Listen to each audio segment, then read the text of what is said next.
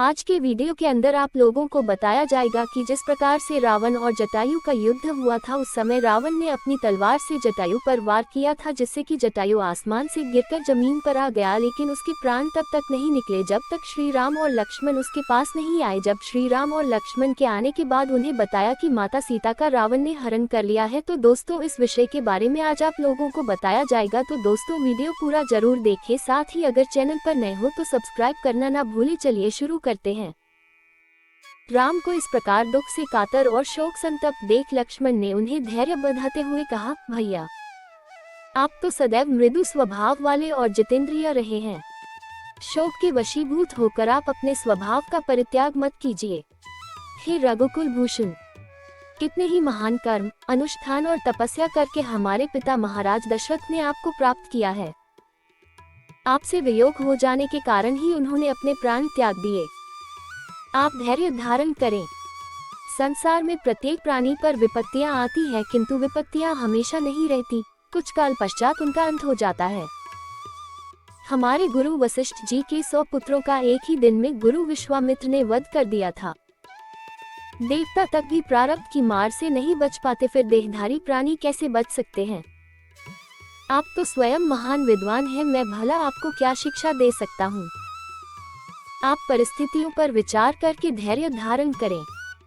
इस जनस्थान में खोजने से कहीं न कहीं हमें जानकी जी अवश्य मिल जाएंगी। लक्ष्मण के सारगर्भित उत्तम वचनों को सुनकर राम ने प्रयासपूर्वक धैर्य धारण किया और लक्ष्मण के साथ सीता की खोज करने के लिए खरदूषण के जनस्थान की ओर चले। मार्ग में उन्होंने विशाल पर्वताकार शरीर वाले जटायु को देखा। उसे देखकर उन्होंने लक्ष्मण से कहा, भैया मुझे ऐसा प्रतीत होता है कि इसी जटायु ने सीता को खा डाला है। मैं अभी इसे यमलोक भेजता हूँ। ऐसा कहकर अत्यंत क्रोधित राम ने अपने धनुष पर प्रत्यंचा चढ़ाए और जटायु को मारने के लिए आगे बढ़े। राम को अपनी ओर आते देख जटायु बोला, आयुष्मान, अच्छा हुआ कि तुम आ गए।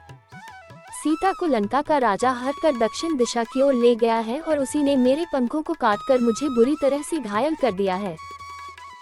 सीता की पुकार सुनकर मैंने उसकी सहायता के लिए रावण से युद्ध भी किया। ये मेरे द्वारा तोड़े हुए रावण के धनुष उसके बाण हैं।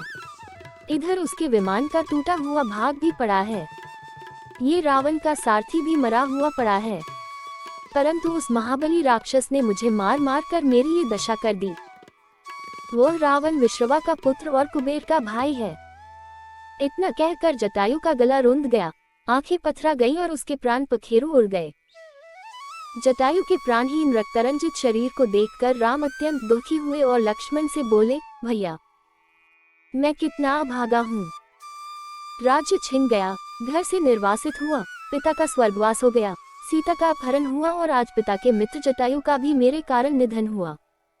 मेरे ही कारण इन्होंने अपने शरीर की बलि चढ़ा दी। इनकी मृत्यु का मुझे बड़ा दुख है। तुम जाकर लकड़ियां एकत्रित करो। ये मेरे पिता तुल्य थे, इसलिए मैं अपने हाथों से इनका दाह संस्कार करूंगा। राम की आज्ञा पाकर लक्ष्मण ने लकड़ियां एकत्रित की। दोनों ने मिलकर चिता का निर्माण किया। राम ने पत्थरों को रगड़कर अग्नि निकाली। फिर द्विज जटायु के शरीर को चिता पर रखकर बोले, हे पूज्य गृध्रराज, जिस लोक में यज्ञ एवं अग्निहोत्र करने वाले, सम्रांगण में लड़कर प्राण देने वाले और धर्मात्मा व्यक्ति जाते हैं, उसी लोक को आप प्रस्थान करें। आपकी कीर्ति इस संसार में सदैव बनी रहेगी। ये कहकर उन्होंने चिता में अग्नि प्रज्वलित कर दी। थोड़ी ही देर में जटायु का नश्वर शरीर पंचभूतों में मिल गया। इसके पश्चात दोनों भाइयों ने गोदावरी के तट पर जाकर दिवंगत जटायु को जलांजलि दी। तो दोस्तों, कैसा लगा आज आप लोगों को हमारा वीडियो। आशा करते हैं हमने आप लोगों को अच्छी तरह से पूरी बात समझाई होगी वीडियो के माध्यम से। तो दोस्तों, अगर आप लोगों को वीडियो अच्छा लगा तो हमारे चैनल को सब्सक्राइब करना ना भूलें। आपके सब्सक्राइब और एक लाइक से हमें और भी ज्यादा कॉन्फिडेंस मिलता है और हम आपके लिए एक नई धार्मिक कथा ढूंढने की कोशिश में लगे रहते हैं।